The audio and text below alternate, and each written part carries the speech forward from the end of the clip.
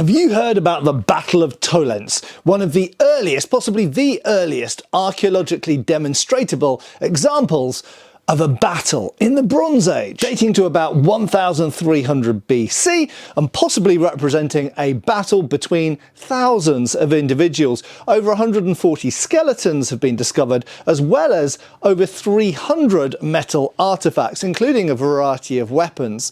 So what does the Battle of Tollense tell us about Bronze Age warfare, and possibly why swords, certainly in the early Bronze Age, just weren't important? Hi folks, Matt Easton here, Schola Gladiatoria. So we're going to be talking about Bronze Age swords, or more specifically, Bronze Age warfare, and why swords potentially just really weren't important in warfare at this time. So first of all, the Battle of Tollense, sometimes known as that, it's obviously conjectural whether it was a battle or some other type of conflict, but nevertheless, it's definitely the biggest assemblage of essentially battlefield dead, massacred dead from the early Bronze Age, about 1300 BC. Where is the Tollense Valley? It's in northern Germany, in the Mecklenburg Lake District, so it's kind of north, kind of slightly east Germany. Now what's interesting is there's a variety of weapons and also weapon injuries on the skeletons, but there's a variety of weapons which has led rise to various theories around who was fighting who. Now one of the really interesting things is that some of the weapons, specifically arrowheads, and we're going to get to those in a second, possibly show a conflict between one civilizational culture and another. There are other theories for how this should come about, but fundamentally it comes down to the arrowheads. So what weapons are we talking about, and in what proportions? That's the key here. So they originally found this site in 1996, and ever since then they have been excavating across a broad area and discovering more and more things. In fact, it was only a few years ago that they discovered a sword. Not one like this is a later Bronze Age sword, but we'll get to that in a minute. But they discovered the first sword, and up until that point, so if you look at videos on the internet, currently available on the internet, about the Battle of Tollense, you will find that a lot of things still say there were no swords found. In fact, there has been a sword found, but we'll get to that in due course. So just to run through briefly, I was looking up what weapons were actually found associated with this so-called battle. Now, first thing to say is there are over 80 arrowheads.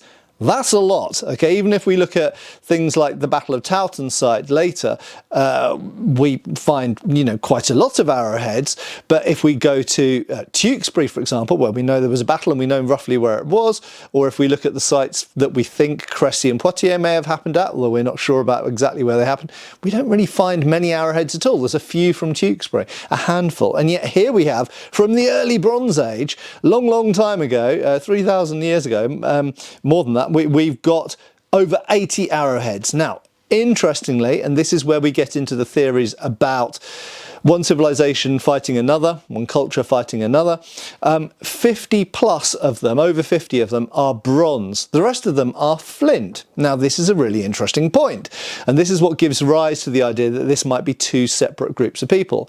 Flint arrowheads versus bronze arrowheads. Is that what was happening? Did one group of people have bronze arrowheads and perhaps therefore a lot more bronze weapons, and the other side potentially had more organic material weapons and flint points?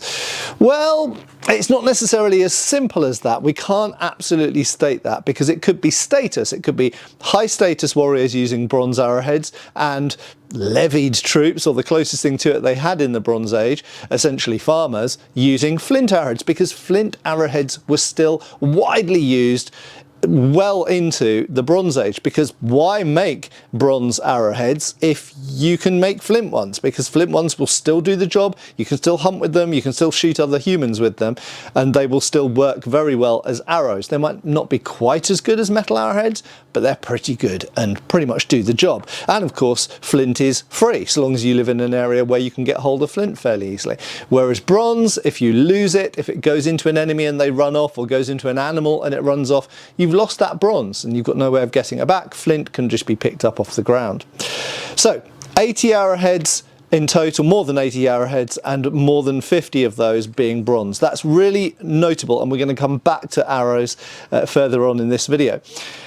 But two other weapons which were discovered, which are really worthy of note, and I think deserve a lot more notice than they get, are two wooden clubs or cudgels. Now, as we've seen in various videos on this channel where I've looked at organic material weapons made of wood, horn, bone, antler, shark tooth, all things like that, have been used widely all over the world in many, many different cultures, and they continue to be used even in cultures where metal was available. So clearly wooden cudgels and quarterstaves were still being used in medieval Europe, despite the fact there was plenty of iron and steel around.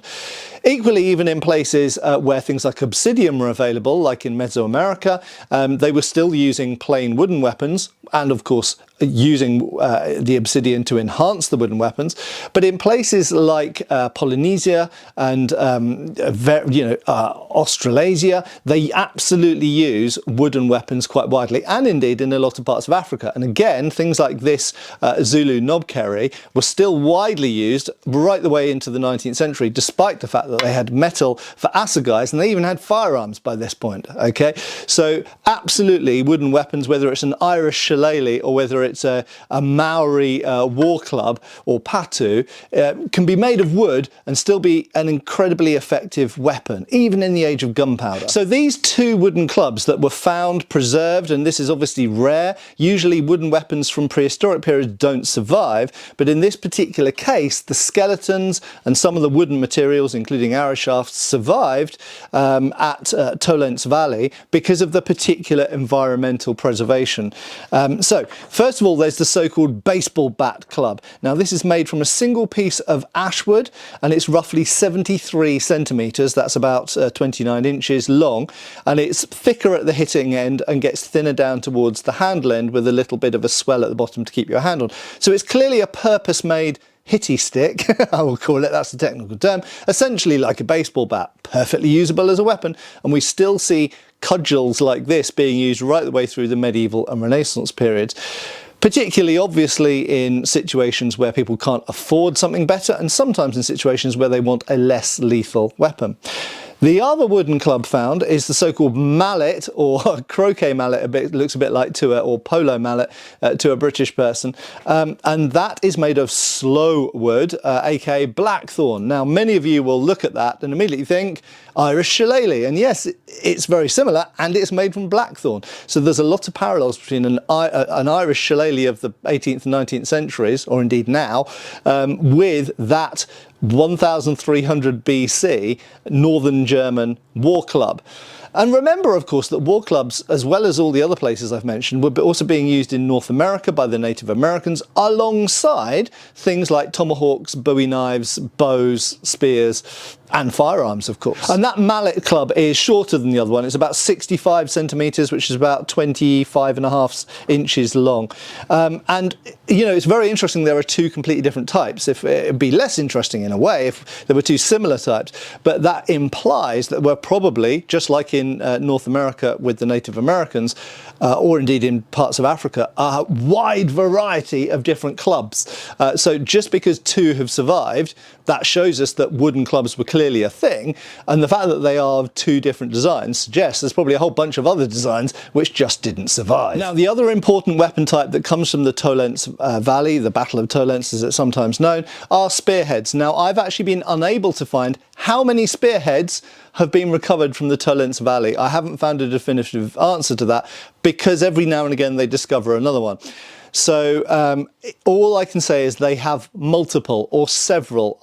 It's implied maybe 15 or 20, something in that kind of magnitude. So a fair number, but nowhere near as many as the arrowheads. And there are also fragments of knives or daggers, and one sickle, although it should be pointed out the sickle is associated with a tool set rather than necessarily being a weapon, and one axe. I actually find that quite interesting that there's only one axe, because bear in mind in the early Bronze Age axes are a thing, and you would expect more axes, much like tomahawks, to be used as weapons, but perhaps they had things which were better for weapons. Now, as I mentioned, one sword has been discovered, and this is of a type which is sometimes known in German as a Vollgriffschwert, I think it is Schwert, it is, which basically translates as to full grip sword. In other words, it's a sword which has parallel edges, somewhat like this. This is a carp's tongue later period one, so it doesn't have the narrowed bit here, but if you imagine the point ends there. And then the grip, rather than being wooden slabs on a full width tang here, it's actually a bronze hilt permanently attached to a tang, essentially. So it is a strong type of sword. So it's an early Bronze Age type of sword. Actually, that model of sword was around for hundreds of years. It was a very successful model of sword. And one sword has been discovered, but moreover, there are sword wounds on some of the skeletons. But conversely, we have to point out that most of the skeletons actually seem to show, rather than chopping or cutting, severing injuries, we don't really see, well, there's a couple of chops in heads, but we don't see many bisections of limbs or this kind of thing, the kind of wounds we'd expect to see if swords were aplenty. So we've discovered one sword from this entire battle, despite the fact we've got remains of over 140 individual skeletons. We've only got one sword. We've got numerous blunt impact injuries on the bones, crushing injuries, which absolutely could be from forms of wooden club or antler or any other organic material. Okay, could even be from stone-headed axes, but probably mostly from wooden clubs. And there are some injuries on the skeletons which look like they might be from the edges of a spear going in. But by far, this is the headline, the biggest majority of injuries which are evident on the skeletons, as far as I have seen, are from arrows. And that is paralleled by the number of arrowheads that have been recovered. Because you think about the fact, if arrows got shot into a field, they wouldn't be there. The arrows are there because they were in the bodies, in my opinion, in most cases. So if we have 80 plus arrowheads, those are probably 80 plus wounds in bodies scattered amongst those 140 plus individuals which remain as skeletons. Both the flint arrowheads and the bronze arrowheads found associated with, alongside, inside bodies. In many cases it would be in soft tissue, so as the body decomposes, the skeleton is left there and the arrowhead is there next to it because it was in the soft tissue. And in some cases the arrows have clearly damaged, scoured and kind of scratched the bone, or indeed are actually found embedded in the bone. We have a bronze arrowhead in bone, and we also have a flint arrowhead in bone as well. So the overwhelming point here is that the weapon which seems to have dealt the most death in this battle is the bow. And of course, much like the organic material wooden clubs, which normally don't survive in the archaeological record because they just decay away, this was probably the single most common weapon at the battle. This must have been, and yet we don't have a single bit of any bow surviving. Now, just think about that statistically for a second. We know that probably most of those people were shot to death with arrows. Most of those people were probably wounded with arrows. They might have been finished off with other weapons, clubs and daggers or swords or whatever, but most of them seem to have had arrow wounds, or very likely they had arrow wounds, sometimes multiple arrow wounds, and the bow was probably the most common weapon being used in warfare between those groups, whether they were using bronze arrowheads or flint arrowheads, and yet we don't have a single bow remaining. Now put that into the context of the wooden clubs that were found. We found two. How many of those were there? Probably a lot. It's quite possible that your standard early Bronze Age North German using a bow and some arrows as their standard backup weapon had some form of war club. And in a way this should come as no surprise. We all realise that bronze must have been hugely high status and valuable at the time. Yes, you get bronze axes, bronze sickles and bronze knives. So it was plentiful enough that people were using it for everyday wear weapons like knives, but moreover they were even making agricultural tools like sickles out of it. So it wasn't necessarily akin to a precious metal like gold. But nevertheless, something as big as a sword involves a lot of bronze. Okay, you could melt this down and make several spearheads, a lot of arrowheads, or several sickles. So one bronze sword uses a lot of resources. So for that purpose, not only would these have not been that common at the time, but equally they're the most likely thing to be looted off the battlefield. So those skeletons don't have many goods associated with them apart from arrowheads and some bits of fragments of weapons. And as I say, only one sword was found. it's very likely that if there were other swords there, they were immediately looted off the bodies, and then the bodies were, one theory is they were thrown in a river and got washed down a river, and that's how they all ended up in one place. That's just one theory. But the valuable things like swords absolutely would have been taken off them. The odd wooden club, you know, a wooden mallet, cudgel type thing, you're not really going to be that fussed about taking that home. You can make one of those in a couple of hours probably, so that might get chucked in the river with the body, or it might be tangled up with the body, whatever. But swords are going to be harvested as a valuable resource. And that should come as no surprise to anyone. I think most of you will have all realised that. But here's the thing which I think a lot of people wouldn't have thought of. Swords at this time were not important, okay? The most numerous weapon found associated with the Tollense battle were arrowheads. The natural conclusion we make from that, therefore, and bear in mind that this is a battle thousands of years ago at this point, it's a battle that thousands of years ago, and yet still nearly 100 arrowheads survive from it. That means that the bow, which we know from archaeological sites from the medieval period where the longbow, the English longbow, was very important, and yet we don't have that many arrowheads statistically compared to the number of arrows being shot. That must indicate that the bow was the most important weapon in the early Bronze Age in northern Germany. Probably a bow somewhere like this, a simple longbow. It could have been of various lengths, it could have been shorter than this, it could have been more of a flat bow than a long bow, but according to later deposits, Iron Age deposits, Nidam and things like that, it's likely that they were basically just longbows, very similar to this in varying lengths. So it seems that the bow was the most important weapon. Now, if the bow is the most important weapon, that means that the sword can't be that important, okay? We know they had spears, there were some spears there. Maybe the spears were being carried by the elite, maybe whatever swords there were being carried by the elite.